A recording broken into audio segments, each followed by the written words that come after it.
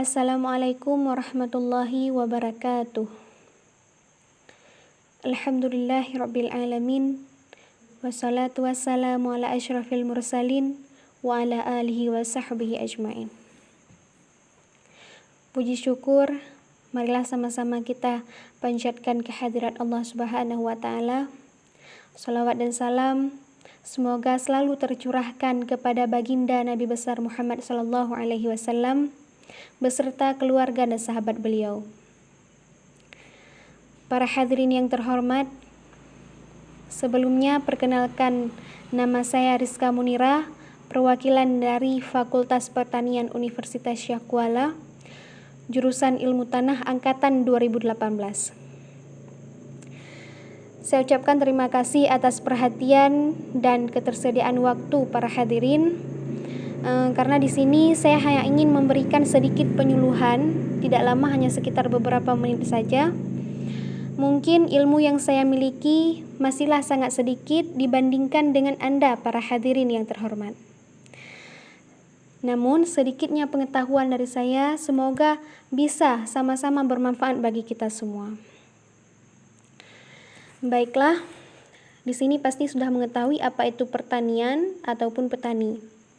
Dan menurut saya, pertanian adalah suatu usaha yang bergelut di bidang pangan yang menghasilkan suatu produk yang nantinya apabila produk tersebut diolah akan memiliki nilai lebih dan bermanfaat bagi semua orang. Sedangkan petani adalah sosok orang yang mengolah usaha tersebut. Di lain sisi, para petani memiliki jasa yang sangat besar kepada negara kita tercinta ini. Mengapa demikian?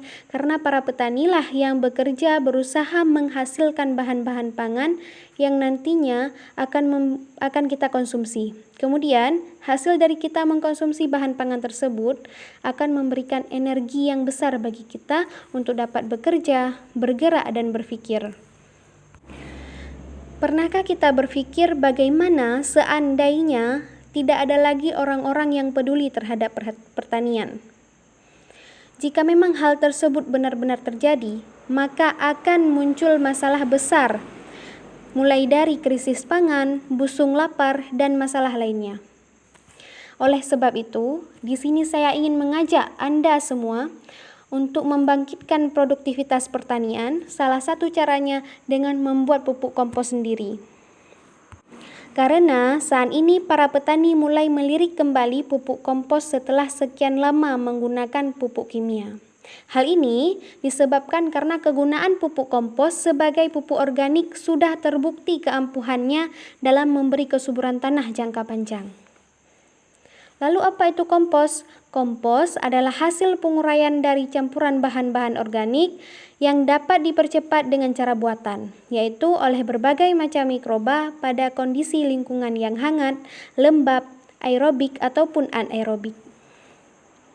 Sedangkan pengomposan merupakan proses penguraian bahan organik dengan cara biologis, yaitu oleh mikroba yang memanfaatkan bahan organik sebagai sumber energi. Dari beberapa cara membuat pupuk kompos, ada metode yang cukup mudah, adalah dengan cara aerobik atau menggunakan oksigen. Saat dibuang, sampah organik menghasilkan gas metana yang berpotensi menjadi gas rumah kaca. Hal ini bisa kita hindari dengan mengolahnya menjadi pupuk organik. Membuat pupuk organik sendiri bisa mengurangi 25% hingga 50% sampah organik, sehingga produksi gas metana pun dapat berkurang. Selain itu, membuat pupuk kompos sendiri juga bisa membuat kita menghemat uang, karena kita tidak perlu mengeluarkan uang untuk membeli pupuk dari toko. Ada beberapa langkah yang bisa kita coba dalam pembuatan pupuk kompos sendiri. Langkah yang pertama bisa kita mulai dengan menyiapkan sebuah wadah. Menggunakan wadah tersebut sebagai tempat menampung sampah organik.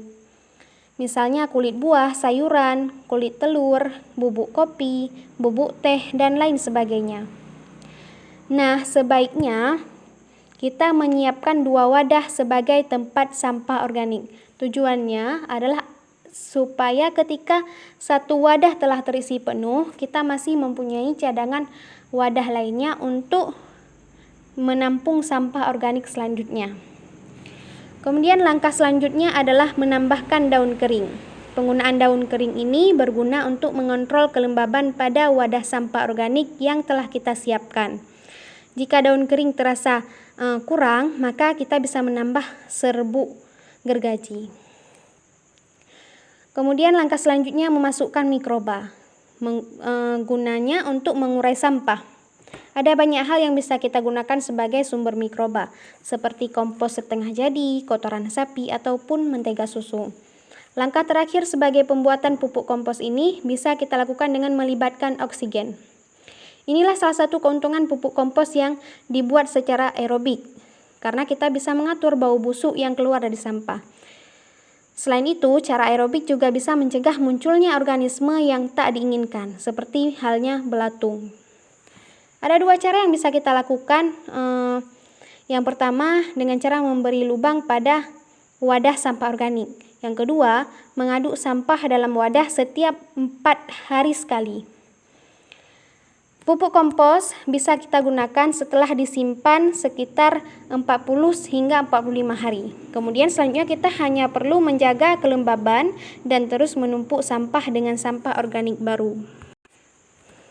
Sebagian orang mungkin berpendapat bahwa para petani dan mahasiswa lulusan pertanian tidak lebih dari seseorang yang nantinya akan membajak sawah.